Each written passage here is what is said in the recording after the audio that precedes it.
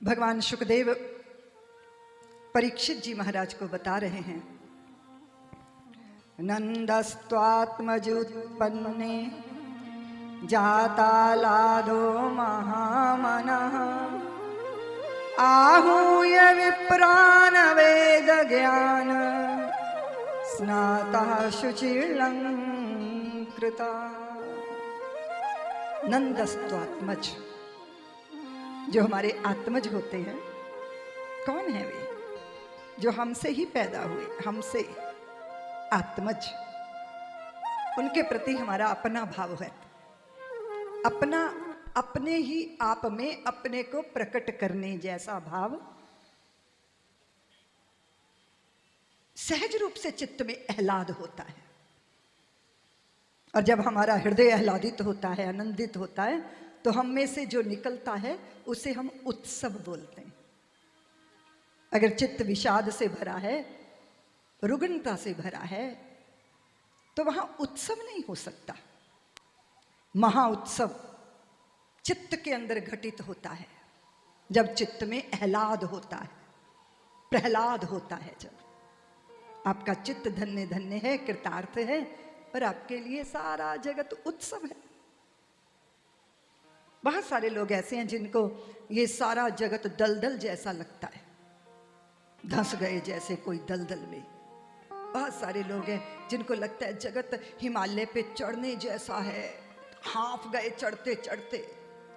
बहुत सारे लोग हैं जिनको लगता है जगत तो दावानल जैसा है, आग जैसा जलाता है, अंतर बाहर से ताप देता है।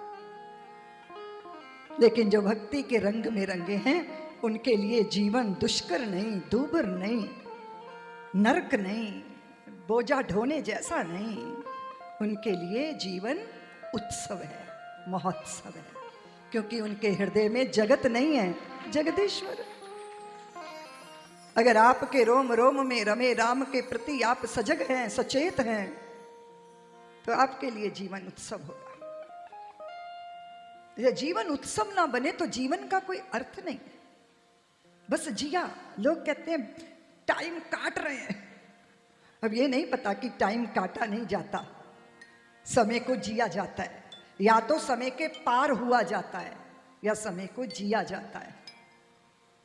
तो क्या हुआ, कहां चूक हो गई? आह्लाद का जन्म क्यों नहीं हुआ? हमारा हृदय आनंद में विभोर क्यों नहीं हुआ? उसके पीछे क्या कारण है? कभी चिंतन करना चाहिए।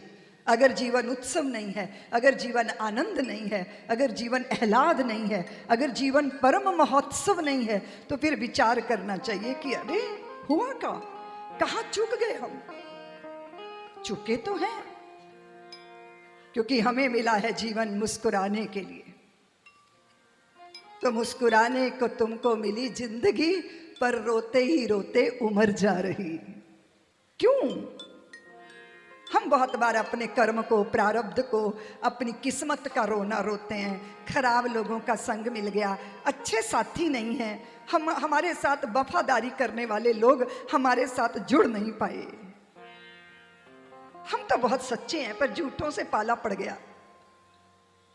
हमें नहीं पता कि हमारे दुखों का, हमारी हताशा और निराशाओं का कारण कोई दूसरा नहीं है, हमारी ही नासमझी है, हमारा ही अविवेक है, हमारी ही मूढ़ता है, हमारी ही जड़ता है।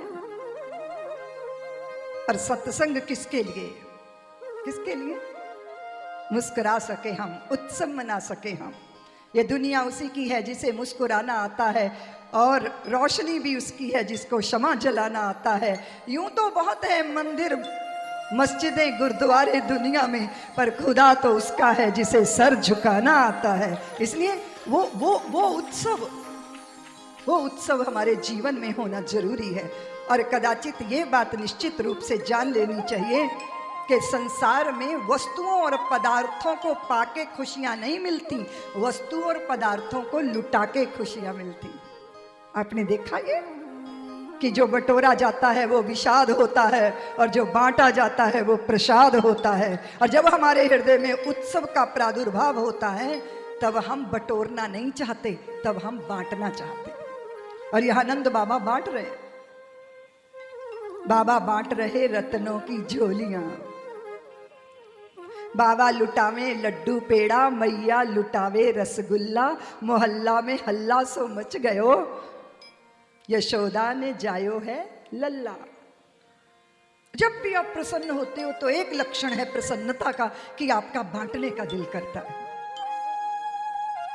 आपकी प्रसन्नता आपको बांटने के लिए विवश कर देती है। आप पदार्थ बांटो, खुशियां बांटो, प्रेम बांटो, स्नेह बांटो। और कदाचित अगर वस्तु नहीं है बांटने को तो आपके पास लंबी बड़ी छोटी प्यारी मुस्कान तो है ना, है ना। उसने कहा कि मुझे कुछ दे जाओ, भिखारी ने कहा मुझे कुछ दे जाओ। तो जिससे मांगा उसने पैंट की जेब में हाथ डाला तो बटुआ घर भूल आया था। तो वो भिखारी के पास बैठ गया, उसकी पीठ पे हाथ रखा, उसका हाथ पकड़ा, प्यार से उसकी आंखों में आंखें डालकर झांका और बोला कि माफ करना भैया, आज बटुआ घर भूल आया, कल लाऊंगा, जरूर आपको कुछ दूंगा। तो भिखारी कहने लगा कि साहब, मैं परमात्मा से प्रार्थना करता हूं कि आप रोज बटुआ घर भूल आया करो। तुम ऐसा क्यों कह रहे हो, ऐसा क्यों कह रहे हो? उसने कहा कि दुनिया ने सिक्के उछाल उछाल के मेरे सामने तो बहुत बार फेंके, पर जिंदगी में आप पहले आदमी मिले हो जिसने मेरे पास बैठ के मेरा हाथ पकड़ के मुझे एहसास कराया है कि मैं भी प्यार करने योग्य हूँ, मुझे भी प्यार पाने का अधिकार है। आज आपने जो मुझे अंदर से भर दिया है साहब, शायद आपका बटुआ मेरी तृप्ति न कर पाता। क्या दिया, क्या दिया इंद्रप्रस्थ वालों? द्रव्य नहीं दिया, वस्तुएं नहीं दी, अनुमोदन दिया, समर्थन दिया, प्रेम दिया, स्नेह दिया। इसलिए मैं सदैव कहा करती हूँ कि प्रेम प्यार के हीरे मोती दोनों हाथ लुटाओ, जिसका पकड़ो हाथ साथियों उसका साथ निभाओ। कौन यहाँ 2 बार मरा है, कौन अमर है बोलो, सच्चाई के लिए मौत से हंस के टकरा जाओ। सूरज का रथ देख रहा है साथी राह तुम्हारी, इस धरती पर नई रोशनी नया सवेरा लाओ। इतना सा है सार ज्ञान का, गांठ बांध लो इसको, बात नहीं बनती बातों से, करके कुछ दिखलाओ। प्रेम प्यार के हीरे मोती दोनों हाथ, बहुत बड़ी दौलत है, बहुत बड़ी दौलत। रस वर्षण कहाँ हुआ? जो मेघ भरे हैं वो वर्षते हैं देवियों, भरे हुए मेघ वर्षा करते हैं। किसी संत सदगुरु के पास जाके बैठना तो वहां भी रस की वर्षा होगी। क्यों? हम पात्र हैं इसलिए नहीं, वो भरे हैं इसलिए। बरसना उनकी विवशता है।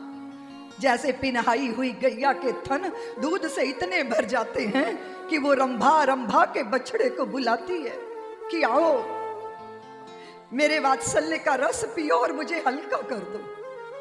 वो थन इतने भर जाते हैं दूध से कि उस भरे हुए दूध का दर्द होने लगता है। अब देखा जाए तो ये कृपा है क्या?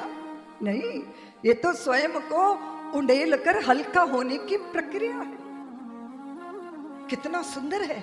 और आप सृष्टि में सबको देखो, जहां नजर भर के देखोगे वहां देने का ही यज्ञ चल रहा है। वृक्ष छाया देते हैं ना छाया, फल भी देते हैं। कदाचित फल देने के योग्य ना हो तो छाया तो देते ही है, और कदाचित कभी छाया भी ना दे पाए तो उनकी लकड़ी तुम्हारे ललना का पलना बनती है ना, बनती है ना। तुम्हारे बेडरूम का फर्नीचर बनती है ना।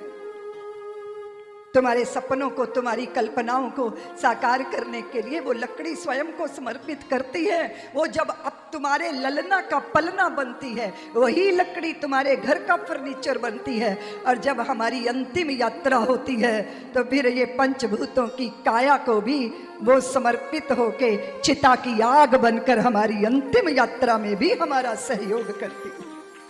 दिया ना। लोग कहते हैं दीदी मां गुण लेने हैं, गुण, कोई गुणी आदमी का दर्शन करा दो, उसका गुण ले ले हम। तो हमने कहा रोज प्रणाम किया करो। गुण किससे लोगे? समुद्र वसने देवी पर्वत स्तन मंडले विष्णु पत्नी नमस्तुभ्यम। ये धरा को प्रणाम करो और इस धरा से धैर्य का गुण ले लो। क्या चाहिए रिश्तेदारी निभाने के लिए? खूंखार पति को झेलने के लिए क्या चाहिए? बेवफा संतानों की बेवफाई झेलने के लिए क्या चाहिए? बोलो ना, धैर्य चाहिए, धीरज चाहिए। कहां से मिलेगा? धरती देती है धैर्य, ये धरती का गुण है। कोई जैसा भी व्यवहार करे, सबको धारण किए बैठी है। और अगर तुमने देखना है तो फिर नीरव आकाश को देखिएगा। काले बादल आए, सफेद बादल आए, खाली बादल आए, भरे बादल आए, आए गए बादल आए गए, लेकिन वो निर्लेप बना रहा। कौन? आकाश। संपत्तियां आई या विपत्ति आई, ये तो आने जाने वाली चीज है, कोई बात नहीं। चढ़ता है तूफान कभी तो कभी उतरता है, मानव तू परिवर्तन से काहे को डरता है। आकाश की तरह निर्लेपता का गुण धारण करो, तो जहां भी देखोगे वहां कुछ ना कुछ मिलेगा। जैसे गुणी बनो, गुणों को धारण करो। और इसके लिए हमारी पात्रता चाहिए। मैं निवेदन कर रही थी कि ब्रज का स्वरूप है, ब्रज का स्वरूप है उत्सव। इसलिए अगर आप वृंदावन जाएंगे तो वहां उत्सव देखने को मिलेगा। प्रेम की भूमि है वो। यशोदा मैया और कान्हा के बीच जो वात्सल्य की घटना घटी, उसकी भूमि है। और हमारा सौभाग्य रहा कि श्री वृंदावन धाम में ही हमें उन संतानों पे वात्सल्य लुटाने का अवसर मिल गया जो संतानें प्रेम से वंचित थीं, माता पिता से अलग हो गई थीं। उन संतानों को बहुत सारी यशोदाएं देने का अवसर वात्सल्य ग्राम में मिल गया, वृंदावन की धरा पर मिल गया। लोग पूछते हैं, दीदी माँ मथुरा से गोकुल कितनी दूर है? तो मैं कहती हूँ कि माँ की कोख से, देवकी की कोख से यशोदा की गोद जितना। जीवन और मौत में फासला कितना है? मां की गोद से शमशान भूमि जितना। मां को किसने रचा? उसे कौन रचेगा? मां रची नहीं जाती, वो तो सदा नीरा गंगा की तरह शाश्वत प्रवाह का नाम है मां। कैसा अद्भुत दृश्य है। वो अपने जायों की तो होती ही है, लेकिन अगर परायों को अपना ले तो उसके लिए भी जान न्यौछावर करने की सामर्थ्य रखती है। ऐसी माँ, गूंगे का खाया गुड़ जैसी माँ, वात्सल्य का विग्रह माँ, ममता का मर्म माँ, सदा नीरा गंगा माँ, पूजित है माँ, पूजा है माँ, यज्ञ है माँ, दीप्त है माँ, सत्य है माँ, सत्य का फल है माँ, सत्य को धारण करने की सामर्थ्य है माँ।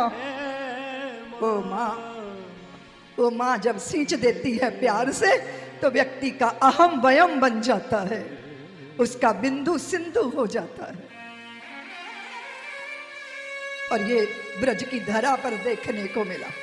यशोदा मैया के वात्सल्य ने भेद नहीं किया कभी, और माँ कभी भेद करना जानती ही नहीं। और आज सारा ब्रज धन्य हुआ, कृतार्थ हुआ।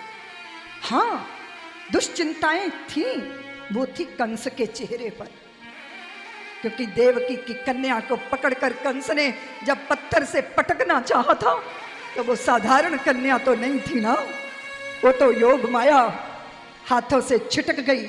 आसमान पे 10 भुजा धारणी बनकर गर्जन तर्जन करने लगी कि पापी कंस, अपनी मृत्यु के भय से नन्हे शिशुओं का वध कर रहे हो, तुम्हारा काल तो ब्रज में जन्म ले चुका है। दुश्चिंताएं वहां थी, कुमंत्रणाएं वहां रची जा रही थी, पर ब्रज उत्सव में झूम रहा था। मैया के पार्श्व में लेटा गए थे वसुदेव लाल जी को नीलमणि। मैया सो रही थी और सौर्य ग्रह के दीप के रोशनी से मैया का मुखारविंद दमक रहा था। कान्हा ने धीरे से करवट ली, कंचुकी सरकाई, पीन पयोदर प्रकट हो गए, स्तनों को हाथों में ले लिया। नन्ना सा स्पर्श पाके मां की आंखें खुल गई। अरे ये कब हुआ? मुझे तो पता ही नहीं चला। इसके होने की तो मुझे पीड़ा ही नहीं हुई। मैया नहीं जानती कि ये वो हैं जो पीड़ा देने नहीं आते, जन्मों जन्मों की पीड़ाओं का हरण करने आते हैं। आज वो तुम्हारे पार्श्व में लेटे, गोद में लेके बैठ गई। श्याम सुंदर बड़े बड़े नेत्रों से देख रहे हैं, पर मैया सोच रही है ये टुकुर टुकुर कैसे देख रहा है, ये रोता क्यों नहीं। और भगवान को अभिनय की सुधि आई। उन्होंने रुदन प्रारंभ किया तो सहुरे घर की दीवारों का सहारा लिए सोती बैठी बैठी सोने वाली सब देवियां जाग गई। समाचार मिला यशोदा ने पुत्र रत्न को जन्म दिया है। सुनंदा ने कांसे की थाली बजा के घोषणा कर दी, परम भागवत नंद राय जी की भारिया यशोमती मैया ने पुत्र रत्न को जन्म दिया है। जय हो जय हो जय हो के घोष होने लगे। नंद घर आनंद भयो, जय कन्हैया लाल की। सारा ब्रज आनंद में डूब गए। और आप तो जानती हो देवियों, किसी की खुशी में सबको खुशी कब मिलती है जानती हो ना? बहुत सारे धन कमाना आसान है, लेकिन लोकप्रियता का धन किसी सज्जन व्यक्ति को मिलता है। लोकप्रिय कौन होता है? जो सबके सुख दुख में शामिल हो। तो नंद राय जी सबके दुख को अपना दुख मानते हैं, अपना सुख सबके साथ बांटते हैं। तो लोकप्रिय नंद राय जी के यहाँ भीड़ लग गई। बधाई हो बधाई हो बधाई हो। श्याम सुंदर को पालने में डाल दिया गया। पीतांबर ओढ़े नीलमणि, अद्भुत दृश्य है। सब झूला झूला रहे हैं और सुख पा रहे हैं। नंदराय जी के यहाँ वृद्धावस्था में पुत्र रत्न का प्रादुर्भाव हुआ है। सारे ब्रज में आनंद की वर्षा हो रही है। प्रभुत दान दक्षिणा बांटी जा रही है।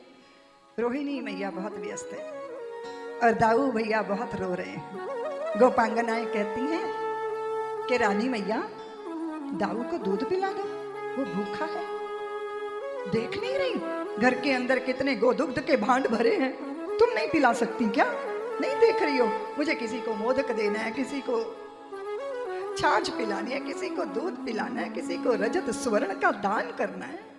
सारे घर की चाबियां तो रोहिणी मैया के हाथ में है। देख नहीं रही हो?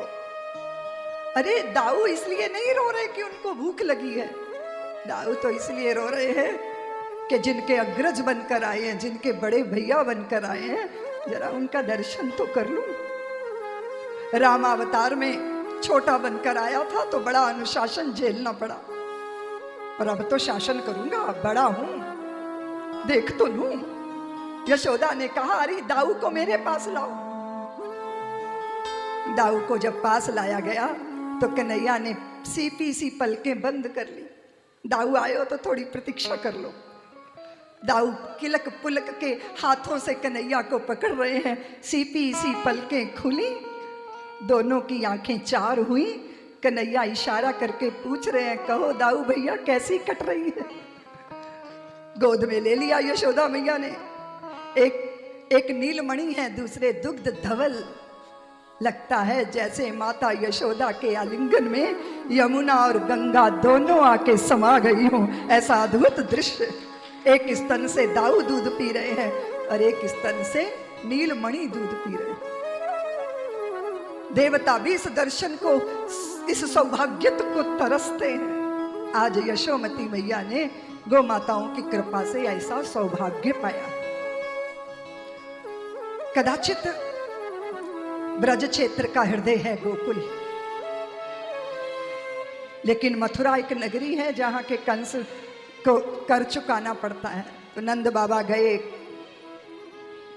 लेकिन वहां कुमंत्रणाओं का असर यह हुआ कि पूतना स्तनों पर कालकूट लगाकर आई। 10 दिन के सारे बच्चों की हत्या कर देनी चाहिए।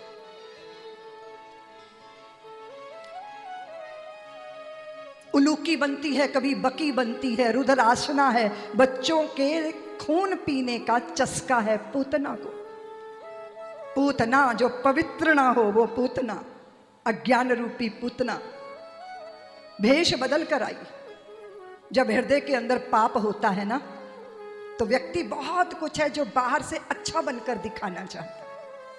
आपने देखा रावण भी साधु का भेष बनाकर आया था ना, जानकी का हरण करने के लिए, और कितना डर रहा था, कितना भयभीत था, क्योंकि इरादा तो साधु वाला नहीं है पर भेष साधु वाला है। वो आसुरी वृत्ति जो कहती है कि सबका हिस्सा मेरा, जो भी अच्छा है वो मुझे मिल जाए, जो भी अच्छा है वो मुझे मिल जाए, यही तो आसुरी वृत्ति है। ऐसा थोड़ी है कि राक्षसों के बड़े दांत और बड़े सींग होते हैं।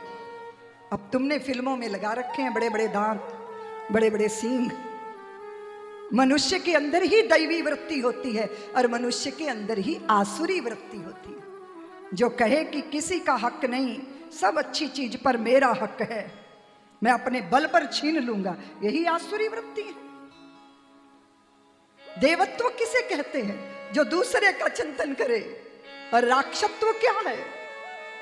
जहां दूसरा उसरा कुछ नहीं, सब जो कुछ है मेरे लिए, जो भी अच्छा है वो हमारा है।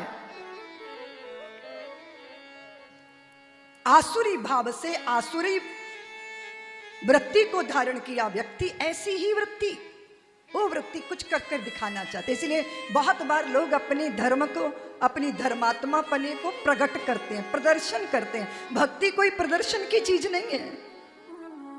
अगर हमने व्रत रखा है तो ये जरूरी नहीं है कि पूरे मोहल्ले को बताना है कि आज हमारा व्रत है। दिल तो करता है अखबार में छाप दें कि आज हमारा व्रत है। लोग कोई नियम ले लेते हैं तो दुनिया को बताते ही रहते हैं, ये मैंने नियम लिया, ये मैंने। चाय नहीं पीते हैं जो, वो चाय पीने वालों का नाक में दम किए रहते हैं। भैया चाय छोड़ दी, कोई बड़ी दुनिया छोड़ दी, किस बात का दम्भ? लेकिन हमें हमारी अच्छाई का प्रदर्शन करने में रस आता है। अगर अच्छाई सचमुच हो हृदय में तो प्रदर्शन करने की जरूरत ही ना पड़े। इसलिए प्रदर्शन अच्छी चीज नहीं है। न प्यार का प्रदर्शन करो, न त्याग का प्रदर्शन करो, न भक्ति का प्रदर्शन करो। ये प्रदर्शन नहीं, ये इससे प्रदर्शन से कुछ मिलने वाला नहीं। हाँ, दो चार लोग प्रभावित हो सकते हैं कि बड़ा धर्मात्मा बन रहा है, उससे हो क्या जाएगा? जगत अनुमोदन करेगा, बस इतना ही ना कि लोग जय जयकार करने लग जाएंगे। पर अंदर तो जानते हो ना कि जय जयकार के लायक नहीं हूं, अंतर तो जानता है हमारा। इसलिए जब भी कुछ बनने का हम प्रयत्न करते हैं तब हम अपनी कमियों को छुपाने का प्रयत्न करते हैं। सच्चे सुच्चे लोगों को बनने की, दिखाने की जरूरत, वो बार बार अपने प्यार का इजहार भी नहीं करते और वो बार बार सफाइयां भी नहीं देते, उनको इसकी जरूरत नहीं है। इसलिए पूतना जब भेष बनाकर आई तो वो भेष ऐसा था जैसे कोई बड़े ऊंचे कुल खानदान की स्त्री हो, लक्ष्मी के भी रूप को लज्जित कर दे, ऐसा रूप बना के आई, ऐसा भेष बना के आई। लोगों को लगा वाह वाह बड़े ऊंचे घर की होगी, किसी ने परिचय ही नहीं पूछा। बड़े अधिकार से यशोदा के घर में घुस गई। यशोदा ने सोचा रोहिणी के मायके की होगी, रोहिणी ने सोचा यशोदा के मायके की होगी, परिचय पूछा ही नहीं।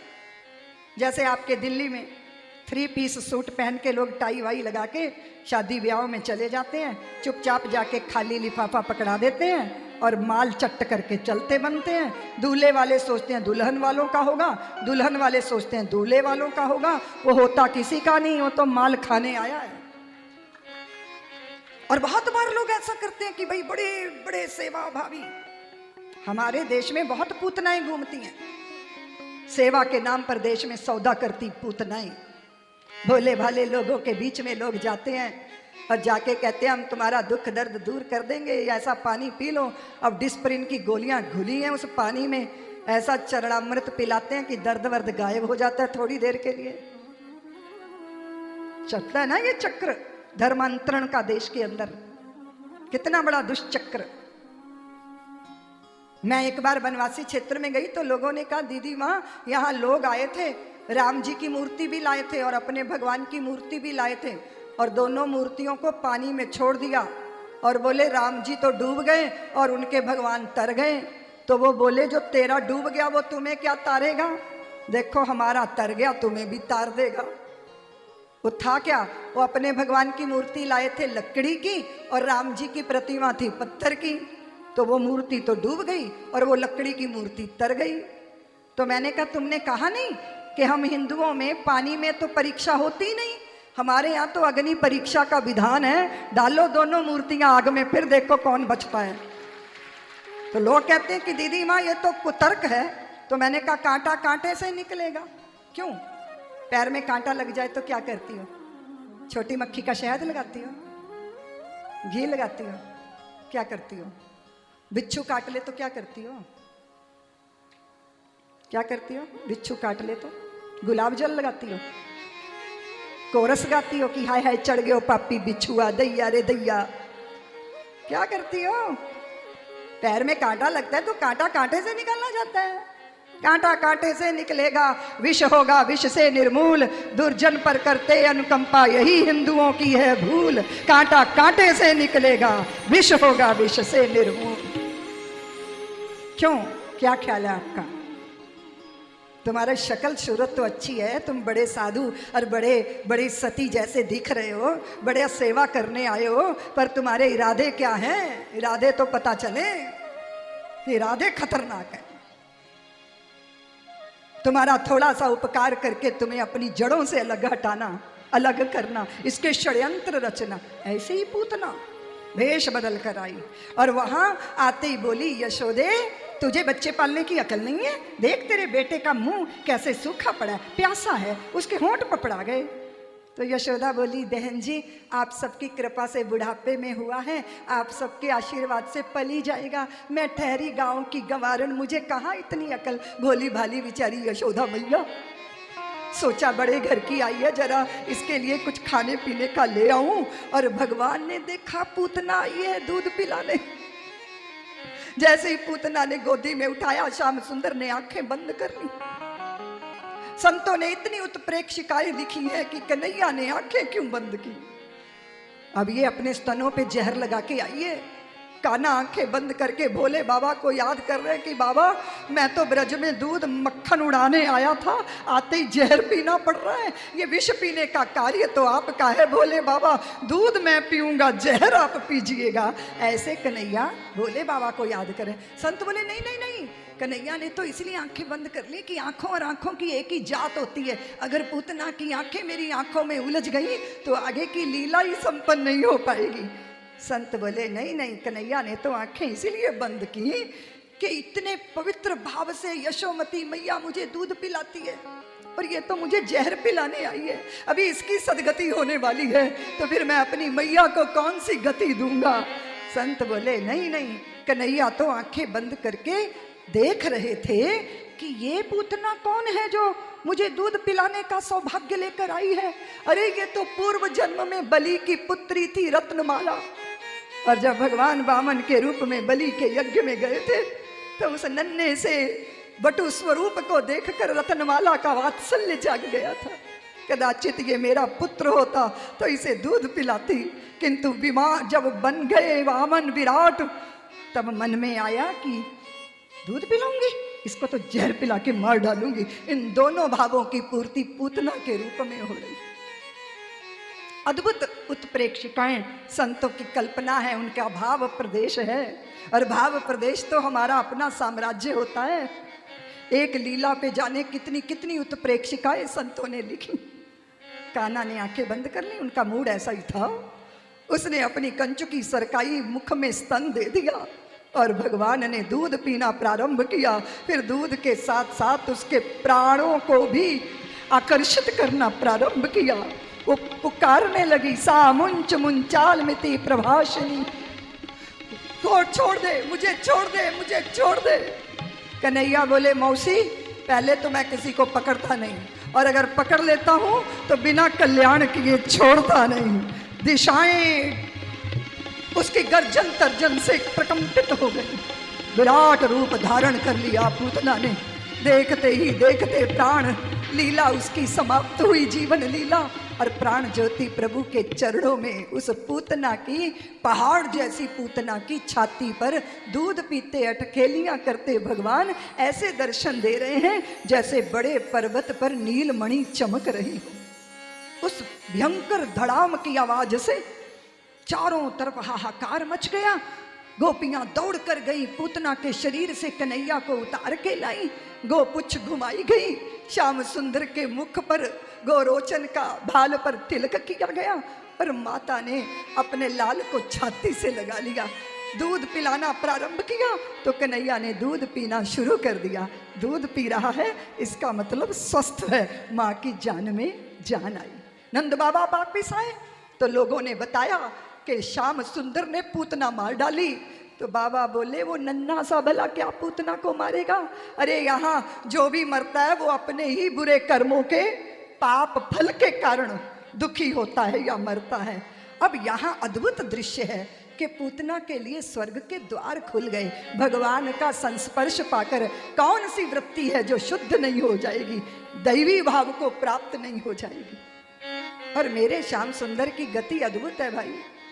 जहर पिलाने आई के लिए भी स्वर्ग के दरवाजे खोल दे। किसने पाया? यहाँ प्रीत से भरे हुए ठाकुर जी के लिए प्रीत से भरे हृदय समर्पित हैं। कृष्ण कृष्ण कृष्ण कृष्ण कृष्ण, यही तो चित्तवृत्ति रात दिन पुकारती है। भगवान ने अविद्या रूपी पूतना मारी, देहाध्यास नष्ट किया, शक्तासुर का उद्धार किया। ठाकुर ने भौतिक चकाचौंध को नष्ट कर दिया, तृणाव्रत का उद्धार किया। गर्गाचारी जी आए चुपचाप गोष्ठ में और चुपचाप नामकरण संस्कार हुआ। दाऊ है वो बल भी है, राम भी है, संकर्षण भी है, रोहिण्य भी है, और ये कृष्ण सबके चित्त को आकर्षित कर ले। कर्षतीति कृष्ण, कृष्ण कृष्ण कृष्ण कृष्ण। अरे ये तो बोला ही नहीं जाएगा, जीभ ही नहीं उल्टेगी। यशोदा मैया बोली ये मेरा बलुआ है और ये मेरा कलुआ है। प्रीत का नाम ऐसा ही होता है, जब बहुत लाड आता है ना तो ऐसे ही बोला जाता है। और एक दिन वाणी से निकला मैया, लेकिन कब निकला? एक भैया ने गैया का एक सींग पकड़ा, दूसरे भैया ने दूसरा सींग पकड़ा। वो इधर खींच रहा है, वो इधर खींच रहा है। अचकचा के गैया खड़ी हो गई। दोनों गैया के सींग पर ऐसे लटके हैं जैसे तरोई की बेल पे तरोइयां लटकी हों, और फिर डर से बोल रहे हैं मैया मैया। मां आनंद में डूब गई, मेरे लाल ने मुझे मैया कहा। हमारे जीवन का प्रारंभ घुटनों के बल पर रेंग कर होता है। जब हम चलना प्रारंभ करते हैं क्या होता है? घुटनों के बल और हाथों के बल, है ना। और जब जीवन का उत्तरार्ध आता है तो फिर क्या पकड़ लेते हैं हम? हाय घुटनों में दर्द हो रहा है, नीचे बैठा नहीं जा रहा। कहां से प्रारंभ हुआ? चलना। और फिर कहां पर रुका चलना? अगर हम अपने बाल स्वरूप का दर्शन करें तो भगवान के बाल स्वरूप में तो बहुत अद्भुत दिव्यता है, लेकिन देखा जाए तो निष्पाप निर्दोष व्यक्ति का बालपन भी निष्पाप और निर्दोष ही होता है। नन्हे बच्चों का बालपन, उनमें सहजता, उनमें निर्मलता। जैसे जैसे जिंदगी हमें अनुभव देती है तैसे तैसे हमारा चित्त कलुष से भर जाता है। पंजाब में लोग गीत गाते हैं, दिल पहला जिया नहीं रहा कुछ होर हो गया, देखे दुनिया दे रंग एक कठोर हो गए।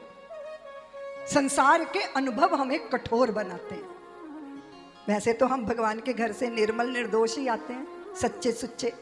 यज्ञ हो रहा है, सब लोग यज्ञ कर रहे हैं, बारिश हो जाए बारिश हो जाए, यज्ञ कर रहे हैं। तो यज्ञ की पूर्णाहुति में एक बच्चा छाता लेके जा रहा है। लोगों ने कहा इतनी कड़कती धूप में छाता लेके जा रहा है। उसने कहा यज्ञ की जब पूर्णाहुति होगी तो जरूर बारिश होगी, ये उसका भरोसा, बालपन का, अबोधपने का भरोसा, निष्काम निर्दोष बालपन। और ये तो मेरे ठाकुर का बालपन है।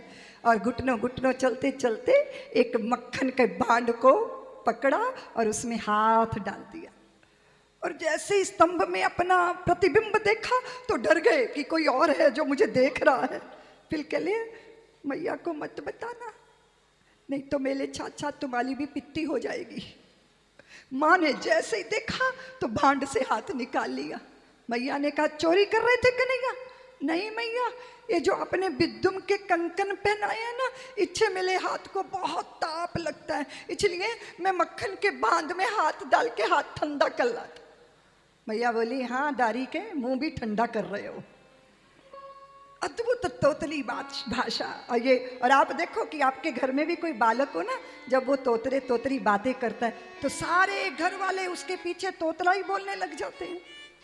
दादा दादा देखो ती ती ती ती ती ती।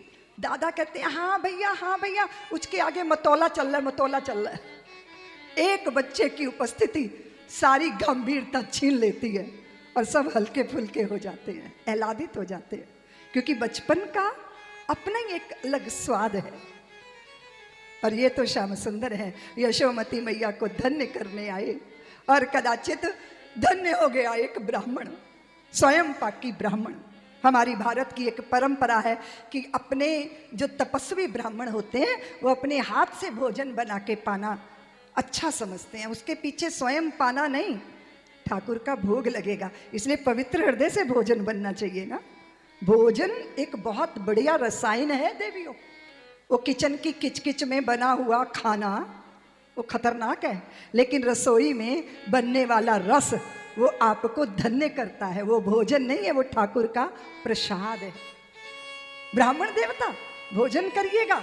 हाँ मैया, तो मैया ने राशन दिया, सीधा दिया, घी दिया, मक्खन दिया, शर्करा दी, शाक पत्ते दिए।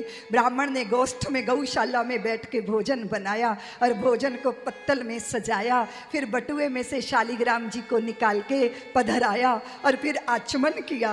ब्रह्मार्पणम ब्रह्मावीर, भोग लगाने के लिए मंत्रोच्चारण करने लगे। कन्हैया सखाओं के बीच में खेल रहे थे, बोले तुम खेलो, मुझे किसी ने निमंत्रण दिया, अभी अभी आता हूँ, अभी अभी। और जाके वहाँ ब्राह्मण के सामने बैठ गए, उनकी परोसी हुई पत्तल में से भोग लगाना प्रारंभ किया। कुछ खा रहे हैं, कुछ फैला रहे हैं, कुछ लीप रहे हैं, कुछ पोत रहे हैं। जैसे ही ब्राह्मण की आंखें खुली, देखा यशोदा के लाल ने सर्वनाश कर दिया। दुनिया भर का पाप कर सकते हैं ब्राह्मण, पर जूठन खाने का पाप नहीं कर सकता। ये क्या किया? इतने में यशोदा मैया आई, कान पकड़ के मारी एक चपेट। नीले नीले गाल लाल लाल हो गए, बड़े बड़े नेत्रों से आंसू बहने लगे। क्यों आए तुम यहाँ? मैया वो आंखें बंद कर करके हाथ जोल जोल के मुझे बुला रहा था, ऐसे ही थोड़ी आया, उसके बुलाने पे आया। क्यों बुलाएगा वो ब्राह्मण? अपने भोजन का सर्वनाश करने के लिए। माँ ने एक और लगाई। ब्राह्मण देवता बोले मैया बालक है, छोड़ दे, छोड़ दे, मत त्रास दे। तो अब क्या होगा? दोबारा राशन दूंगी, दोबारा भोजन बनाइए। ब्राह्मण बोला मैया मुझे दूध दे दो, मैं दूध पी के चला जाऊंगा। दूध भी कोई भोजन होता है? हम गृहस्थियों के यहाँ से आप ऐसे जूठे सुचे मुंह चले जाएंगे, अच्छी बात नहीं। और फिर बेचारे ब्राह्मण ने भोजन बनाया। फिर पत्तल पे भोग रख के जैसे ही ठाकुर का आवाहन किया, श्याम सुंदर फिर दौड़े आए और फिर भोग आरोगना प्रारंभ किया। जैसे ही ब्राह्मण ने आंखें खोली, देखा, फिर सर्वनाश कर दिया। यशोदा आई, कान पकड़ के ले गई। अब गोष्ठ का द्वार बंद कर दूंगी, दुष्ट तुमने ब्राह्मण का भोजन नष्ट कर दिया। ब्राह्मण बोले मैया मत बोल उसको, मत बोल कुछ। मैया मुझे जाने दे, मैं दूध पी के चला जाऊंगा। सूर्य अस्ताचल की ओर चले गए। अब मैया कहाँ मानने वाली? दोबारा शर्करा दिया, सीधा दिया, राशन दिया। ब्राह्मण बेचारे ने तीसरी बार भोजन बनाया और जैसे ही पत्तल में सजा के भोग लगाने के लिए आवाहन किया प्रभु का, भगवान दौड़े आए, सामने बैठे। पर अब दया आ गई है भूदेव पर। जैसे ही ब्राह्मण आंखें बंद करके चतुर्भुज रूप में भगवान के दर्शन का प्रयत्न करता है तो नारायण नहीं दिखते, नंद का लाला ही दिखता है। आंखें मीच मीच के देख रहे हैं ब्राह्मण, और जैसे ही आंखें खोल कर देखा तो सम्मुख नंद का लाला नहीं, शंख चक्र गदा पद्म धारण किए चतुर्भुज में नारायण भोजन आरोग रहे। धन्य हो गया ब्राह्मण, चरणों में लौट गया। ठाकुर की खाई हुई शीत प्रसादी पीताम्बर में इकट्ठी करने लगा। यशोदा आई, कान पकड़ के जैसे ही चपत लगाई तो चरणों में डोल गया, लौट गया। ब्राह्मण मैया मत खो उसको, वो तेरा लाला नहीं है, तेरे लाला के रूप में साक्षात श्री हरि तेरे आंगन में लीला कर रहे हैं। यशोदा सोच रही हैं कि भूख के मारे ब्राह्मण का माथा खराब हो गया, इसलिए अल्लबल्ल बक रहा है। जिस पर तू करुणा करे ठाकुर, जिस पर तू दया करे, जिस पर तेरी दृष्टि चली जाए, कहाँ छिपा है, कहाँ छिपा है? अगर हम देखेंगे तो हमारे अंतःकरण हमारी चित्त वृत्ति को प्रकाशित करती वो परम चैतन्य सत्ता। माटी की खाने की लीला हुई, माँ ने मुख के अंदर सारे ब्रह्मांड का दर्शन कर लिया, विराट स्वरूप का दर्शन करवाया। पूर्व जन्म में नंद यशोदा ने, भगवान सुखदेव ने कहा परीक्षित, द्रोण और वसु प्रवरो धर्या सहभारिया। अद्भुत है, पूर्व जन्म में गौ माताओं की सेवा का ये प्रसाद मिला कि भगवान श्री हरि यशोदा और नंद बाबा को धन्य कर रहे।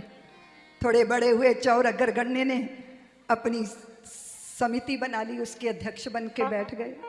माखन चोरी की लीला जो है ना देवियों, ये चित्त चुराने की लीला है। मक्खन क्या है? ये देह की मटकी में पड़ा हुआ चित्त ही तो हमारा मक्खन है। वो चित्त रूपी मक्खन ठाकुर चुरा लें तो जीवन धन्य ना हो जाए। संत सदैव हमें सजग करते हैं